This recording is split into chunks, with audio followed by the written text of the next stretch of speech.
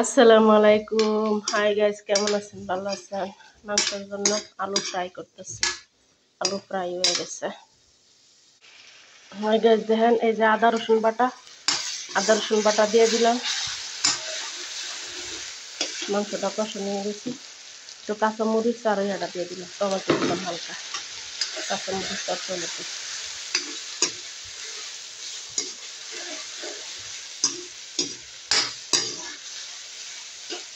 তারপরে এখানে মাংসের মশলা যা লাগে, ধনিয়ার পাখি, জিরা দিই নাই, মরিচ, ধনিয়ার পাখি, হলুদ, লবণ।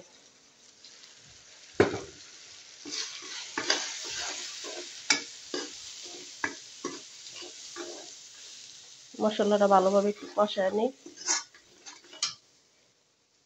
অল্প একটু পানি দিয়ে কষায় নিই কষানোর জন্য।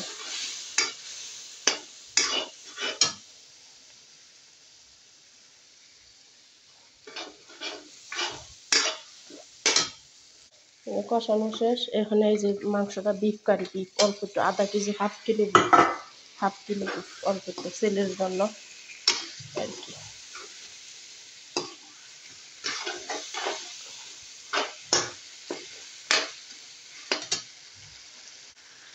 কষাই, ভালো করে কষাইলি মাংসটা কষাতেছি।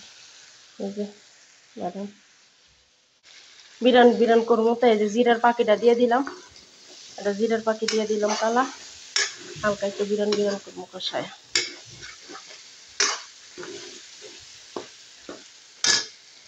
হাই গাইস, এই যে মাংস কষানো আলহামদুলিল্লাহ, দিয়ে দিলাম। তারপরে এই যে বাজার রাখা আলুটা দিয়ে দিলাম।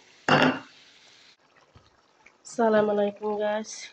এই যে একটা রসুন দিয়ে পরিষ্কার করছি, কিন্তু পরিষ্কার হয় না, হাজবেন্ডের জন্য দিয়ে দিলাম রসুন ভিতরে।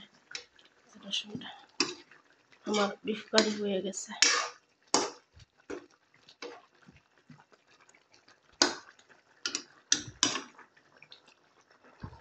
বিফ কারি হয়ে গেছে আমার বিফ কারি। আর এটা হচ্ছে কিছু মনে করবেন না, এটা তেজপাতা কারি পাত্তা দিচ্ছি, কারি পাত্তা, প্রবাসে কারি পাত্তা খাই, তাই কারি পাত্তা দিলাম।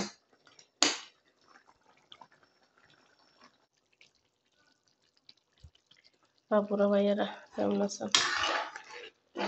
মাংস হয়ে গেছে, আলু সিদ্ধ হয়ে গেছে।